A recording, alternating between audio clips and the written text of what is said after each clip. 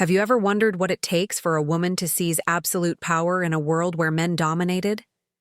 What if I told you that some women didn't just wield power, they created fear? Fear so deep that it turned their rule into an almost mythical experience, one that would be whispered about for generations.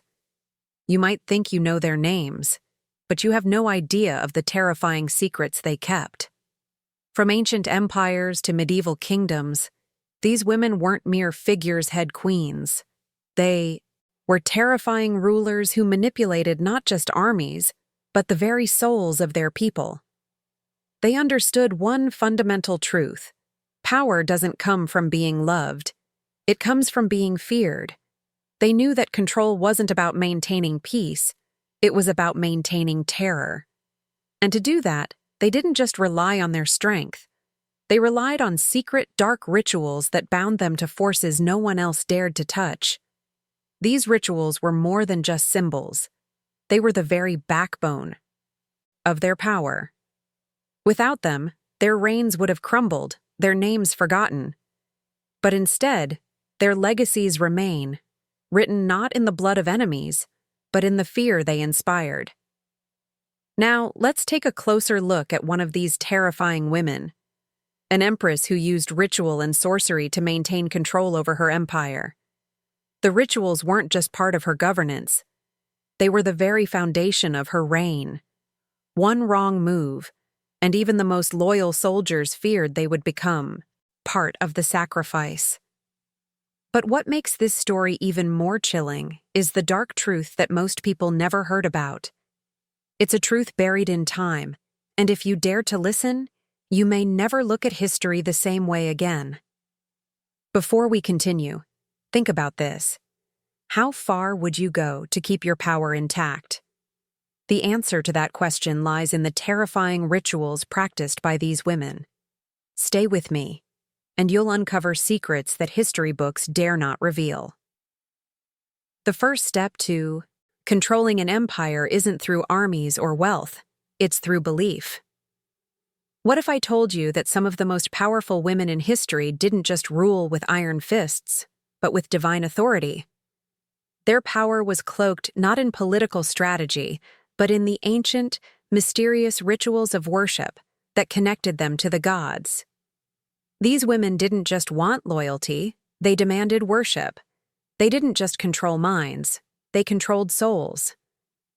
Take, for example, the queens of ancient Egypt. Cleopatra, known for her beauty, but more so for her mind, wasn't just a queen. She was seen as the living embodiment of the goddess Isis. Isis, the goddess of wisdom, magic, and motherhood, was revered by Egyptians for centuries. But Cleopatra didn't just align herself with Isis, she became her. By using the divine power of this goddess, she manipulated the hearts of kings, including Julius Caesar and Mark Antony, solidifying her reign and extending her influence beyond Egypt's borders. But this wasn't just a game of image. Cleopatra knew that belief was power. She commanded her subjects to believe in her divine essence, and through this belief she held their allegiance, no matter the price. Why? Because belief is what allows a leader to transcend the mortal realm. When people believe you have the backing of gods, they fear you, they respect you, and they follow you without question. Cleopatra was not alone in this pursuit. In the far corners of the world, other powerful women used similar tactics. Take the case of Theodora, the empress of the Byzantine Empire, who rose from humble beginnings to wield unmatched power alongside her husband, Emperor Justinian I. Theodora was a woman of the theater, but she also used her intimate understanding of religious and spiritual practices to control the Byzantine court. By aligning herself with the divine will, she used her position to shape laws, politics, and even wars. The deeper you dive into history, the clearer it becomes. These women understood that power was not just physical or political, it was spiritual, and they didn't just sit back and let others worship them. They actively participated in mystical rites, ceremonies, and cults that enhanced their power. The more devoted their followers were, the more untouchable they became. These rituals were both symbolic and practical. They were a form of psychological warfare, keeping their enemies off balance and their subjects in awe. As we explore the hidden history of these powerful women, ask yourself, what would it take for you to believe someone has divine authority over your life? How much would you surrender if you were convinced that your ruler was sent by the gods themselves? What if I told you that some of history's most influential women didn't just rely on diplomacy or war to secure their power? What if their true weapon was something far darker, something that sent chills through their enemies and made even their closest allies question their loyalty? Witchcraft, sorcery, the manipulation of unseen forces to control not just the physical realm, but the very minds and hearts of those around them. Throughout history, there have been queens and empresses who didn't just use magic as a form of superstition. They used it as a calculated tool of warfare. Take the case of Catherine de' Medici, one of the most notorious women in Renaissance France. Catherine wasn't just a political figure. She was a woman deeply involved in the occult, who believed in the power of magic to control the fate of nations. It's said that she consulted astrologers, witches, and mystics regularly to determine the best course of action for her family and her country. In the court of Catherine de' Medici, astrology wasn't just an art, it was a science. She even went so far as to commission astrological charts to guide her decisions in everything from military campaigns to personal relationships. Her court was filled with soothsayers and alchemists, each one working to predict the future, to shape it, and to curse those who dared to oppose her. It's believed that many of the brutal decisions she made, including the infamous St. Bartholomew's Day massacre, were influenced by the soothsaying and spells she had cast, advising her that such actions were destined to solidify her power.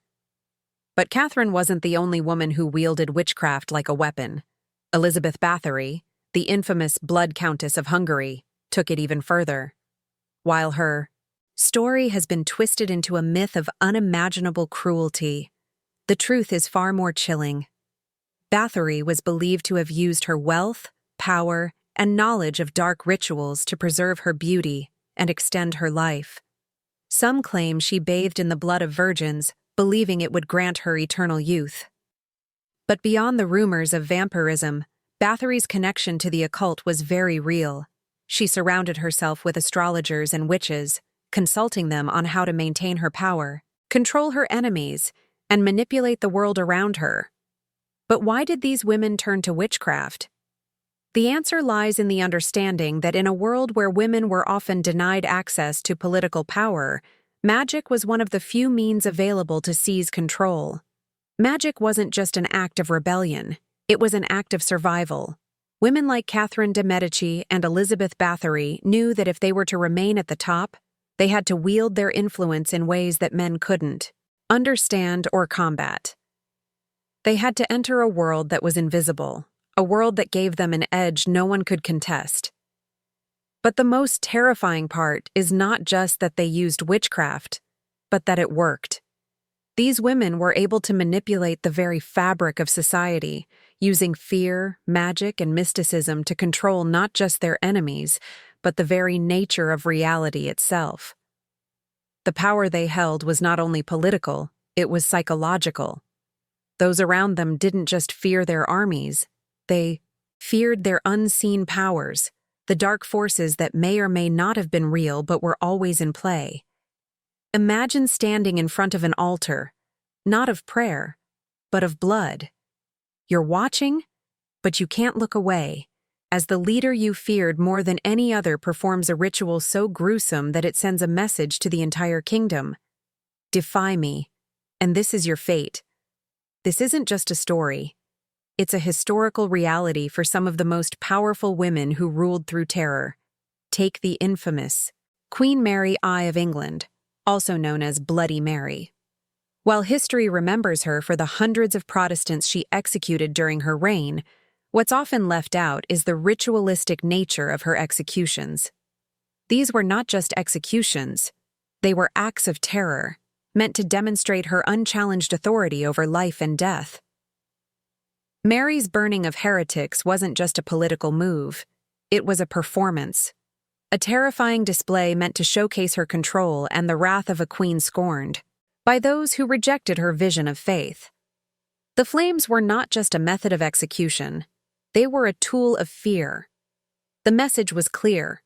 The power of the monarchy was absolute, and to challenge it was to forfeit your life in the most horrific way possible. But Queen Mary was not alone.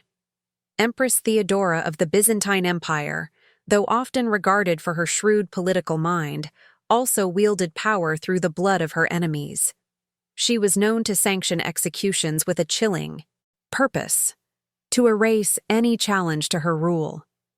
Theodora didn't just eliminate rivals in political offices. She used ceremonial murders to strike fear into the hearts of her court and ensure her unchallenged dominance. These acts were symbolic, a demonstration of her ultimate control over life and death. What's most terrifying about these women isn't just that they executed people, it's that they turned these murders into ceremonial acts, wrapped in the guise of political or religious purity. In their world, execution wasn't simply a punishment, it was a ritual. The sacrifice wasn't just for political gain, it was a message to the people that their ruler held power over not just their fate, but their very souls. They weren't killing to just maintain power. They were creating an environment of absolute fear where no one dared challenge their rule. Empress Wu Zetian of China used a similar approach, though her reign was more calculated. Wu Zetian, the only woman to ever rule China as an emperor, didn't just rely on diplomacy. She understood that power, especially as a woman in a patriarchal society, could not be secured through kindness.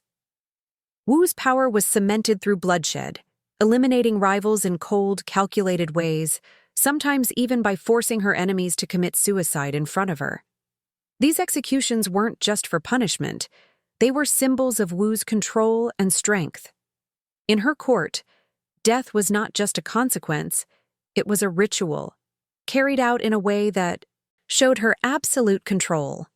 The use of ceremonial murders was a tool in these women's arsenals, carefully designed to showcase their power and to send a message to any who dared to oppose them. They didn't simply execute, they performed. And in the process, they ensured their place in history as women who not only ruled, but did so through unquestionable fear. What if I told you that some of the most terrifying rulers in history didn't just use physical force to maintain their power? What if the real weapon they used was the mind itself? These women, who wielded power with iron fists, understood one critical thing. If you control the mind, you control everything. And they didn't just manipulate their subjects, they mastered the art of psychological warfare. Take Catherine de' Medici of France, a queen whose influence over the French throne was unmatched. While her reign is often remembered for the bloody St. Bartholomew's Day massacre, what history often overlooks is her mastery of psychological control. Catherine didn't just dictate policy, she played with minds. She used manipulation, deception, and fear as tools to control not just her enemies, but even her closest allies. Her astrological beliefs weren't just a personal interest, they were a strategic tool. She consulted astrologers to predict the future, but also to manipulate her court. By weaving these predictions into her policies, she created an environment where no one dared to act without first wondering, what does Catherine know? Catherine's ability to control her enemies extended beyond mere political moves. She used the psychological pressure of uncertainty to break people down. Imagine this. One moment, you're an ally of the Queen. The next, you're left wondering if the next move you make will have you on the wrong side of a conspiracy. It wasn't just the threat of physical violence. It was the unpredictability and manipulation of perception that kept everyone under her thumb. But Catherine de' Medici wasn't alone.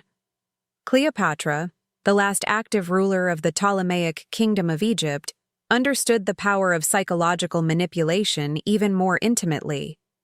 Cleopatra was not just a queen, She was a master of personal strategy, using her intelligence, charm, and understanding of human nature to secure her rule.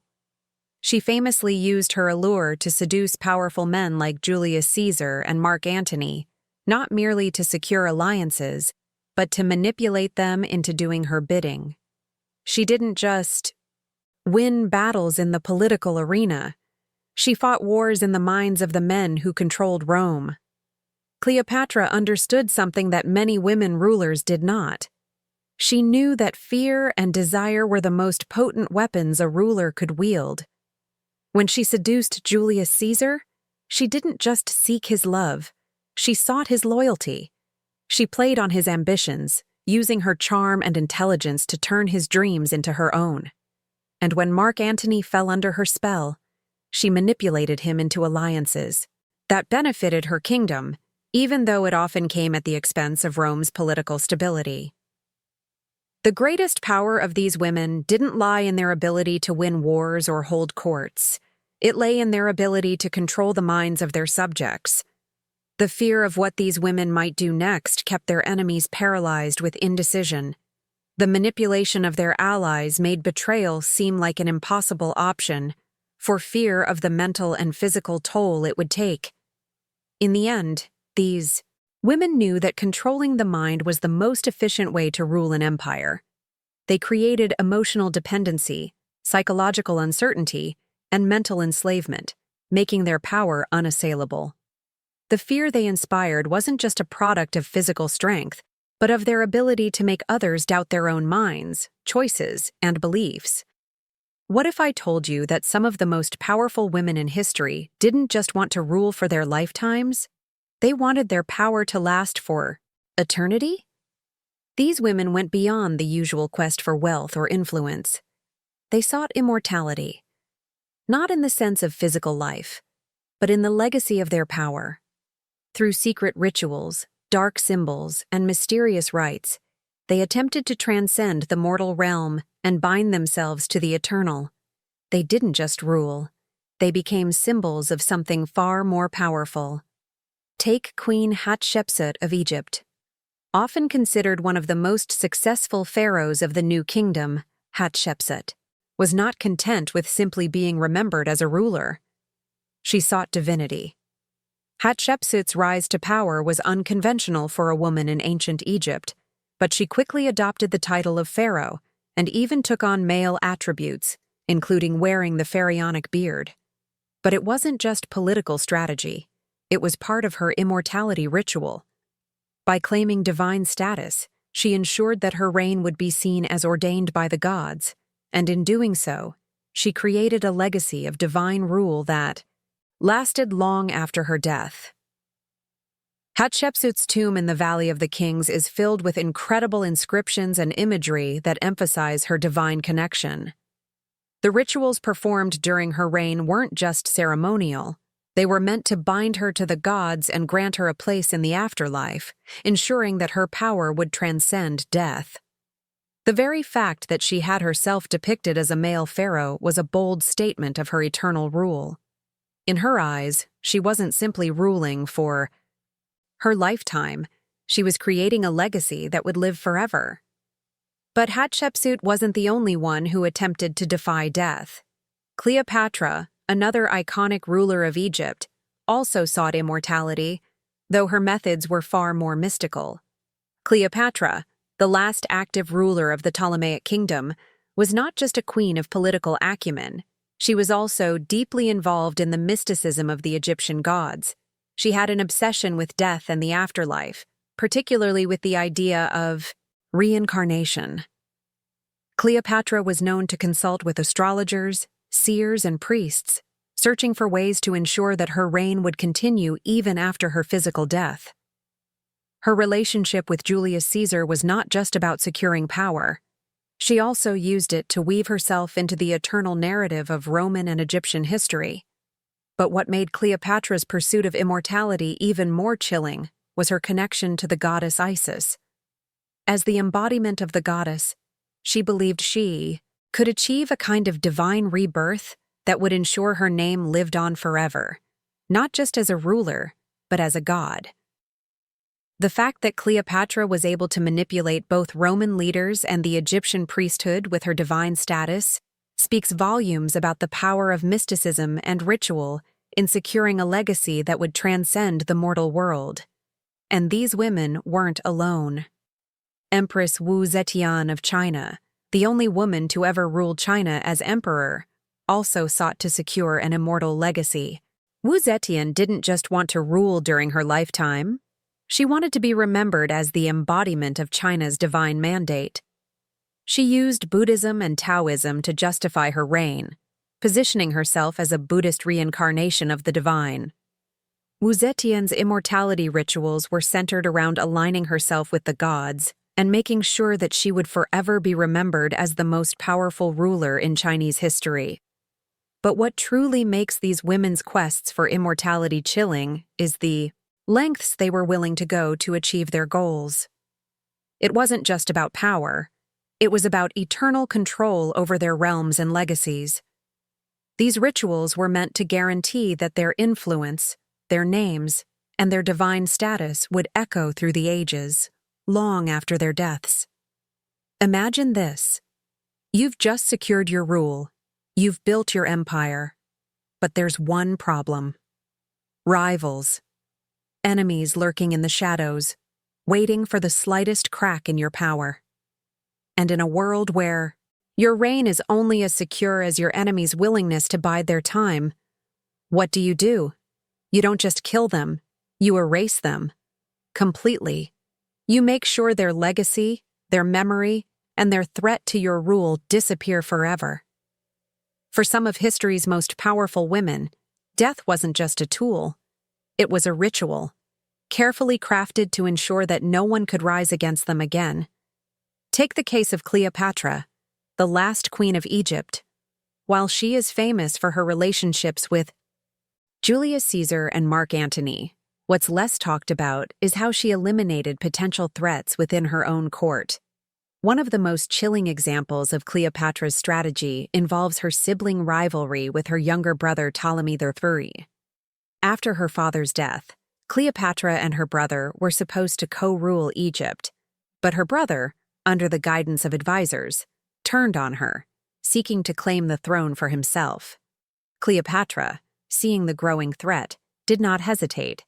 She exiled him, and after a series of political machinations and alliances with powerful Roman figures, she ensured that her brother's reign was obliterated. No trace, no legacy. Cleopatra's ability to eliminate rivals wasn't just a political strategy, it was a ritual. She understood that power wasn't just about control, it was about symbolism. She didn't just want her brother gone.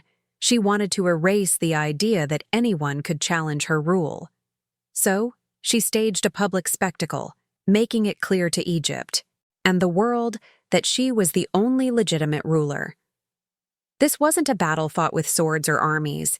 It was fought with symbols of death. But Cleopatra's methods weren't the only ones used by powerful women in history. Empress Theodora of the Byzantine Empire also employed death rituals to maintain her iron grip on power. Theodora was not just a ruler. She was a strategist who understood that power came from controlling every aspect of her empire, including the minds of her enemies. In the court of Emperor Justinian I, Theodora's first tactic was to create a web of fear. She didn't wait for rivals to gather power. She took matters into her own hands. Theodora used a series of public executions and humiliations to keep the court and her enemies in line. But she didn't stop there. She turned death into a spectacle, using it to demonstrate the unquestionable authority of her reign. Every execution was a reminder that opposing her meant erasure. One of the most notorious acts of Theodora's reign was the Nika riots of 532 AD. When a large faction of the people rose up against Justinian, calling for his removal, Theodora made it clear that no one would dare challenge her rule. After the riots were quelled, she ordered the public execution of thousands of rebels. These weren't simple killings.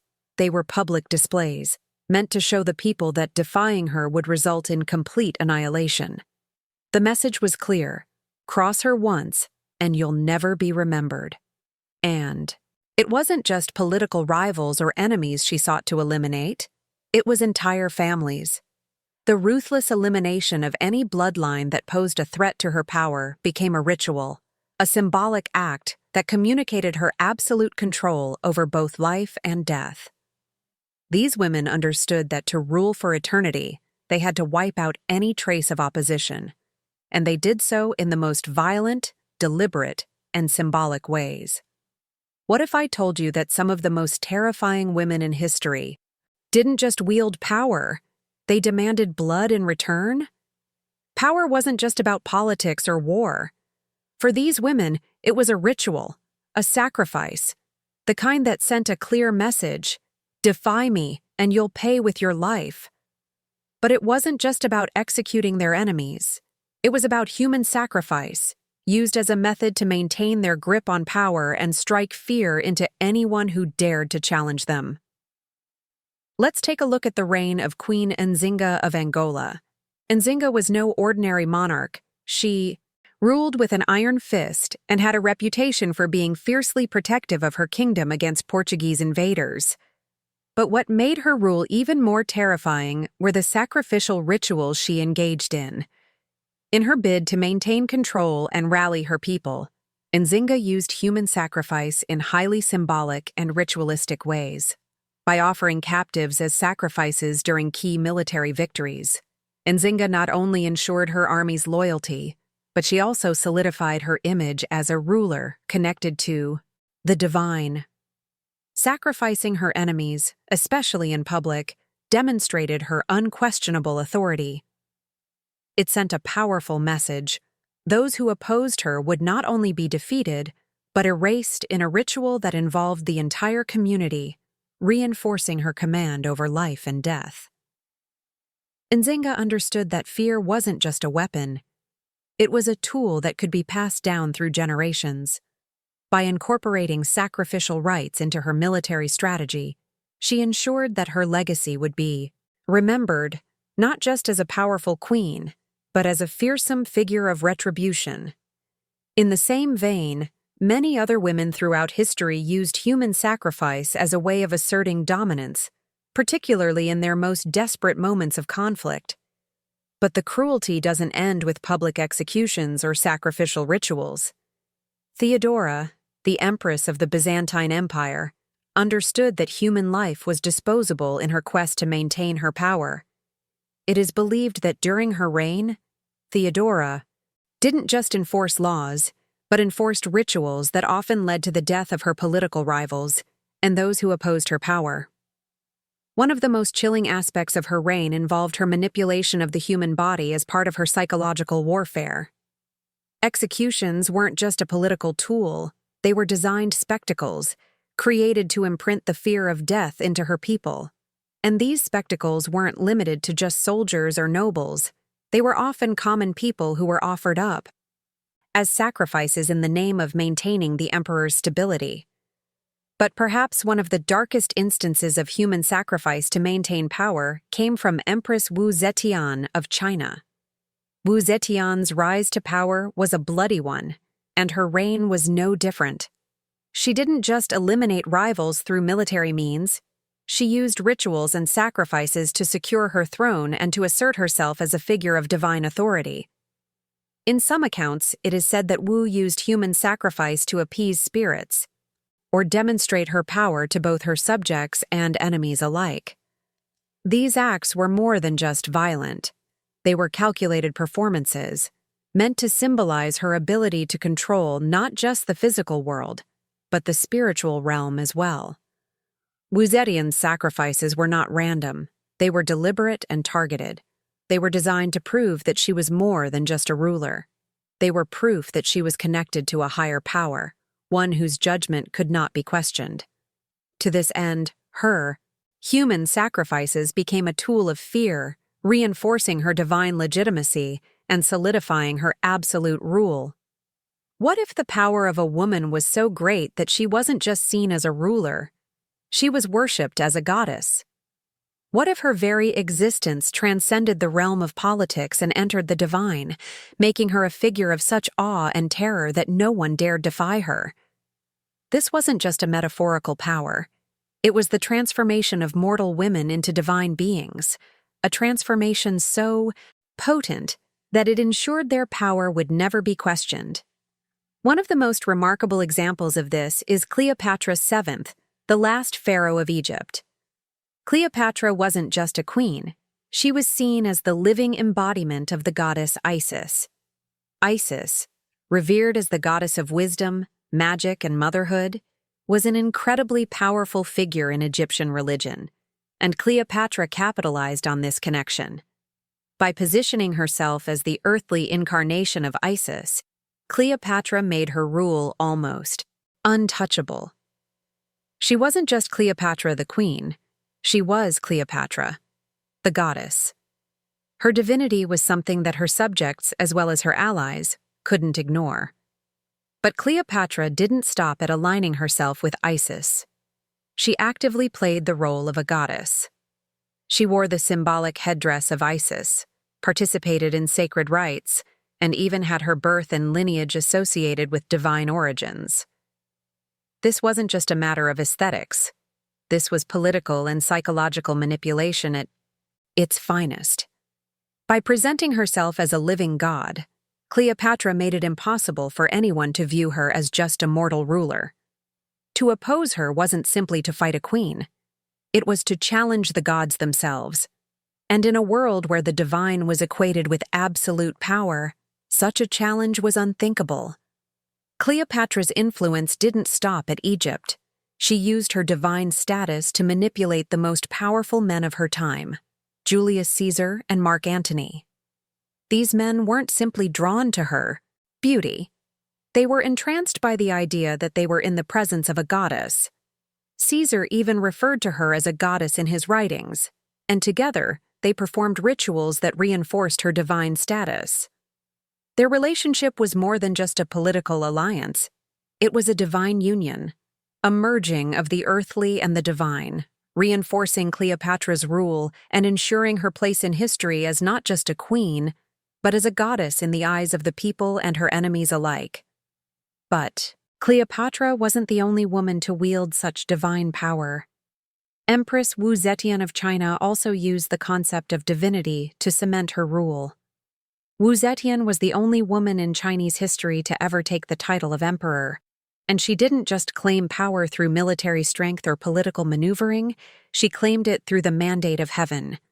In Chinese tradition, the emperor was considered the son of heaven, a divine figure who ruled with the god's blessing. Wu Zetian turned this concept on its head by declaring that she, as a woman, had been chosen by heaven to rule, making herself the embodiment of divine will. Wu Zetian's rise to power was marked by a deliberate reinvention of her image. She presented herself not just as a ruler, but as a sacred figure, one whose reign was divinely ordained. She utilized religious rituals, including the promotion of Buddhist doctrines, to reinforce her divine right to rule. By aligning herself with the Buddha and other divine figures, Wu Zetian became not just a political leader, but a spiritual leader as well. This transformation into a divine figure solidified her authority and allowed her to rule without opposition.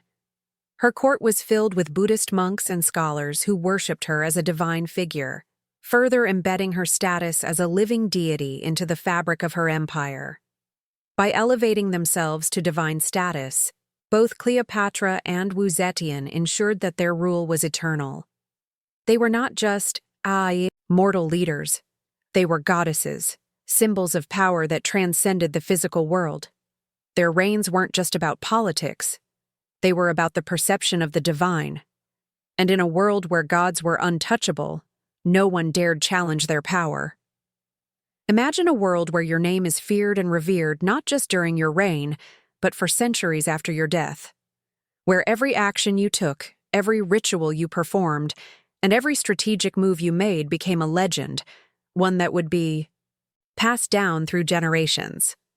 The women we've discussed didn't just rule, they became legends, their names etched in history, not for their ability to rule, but for their ability to strike terror into the hearts of everyone they encountered.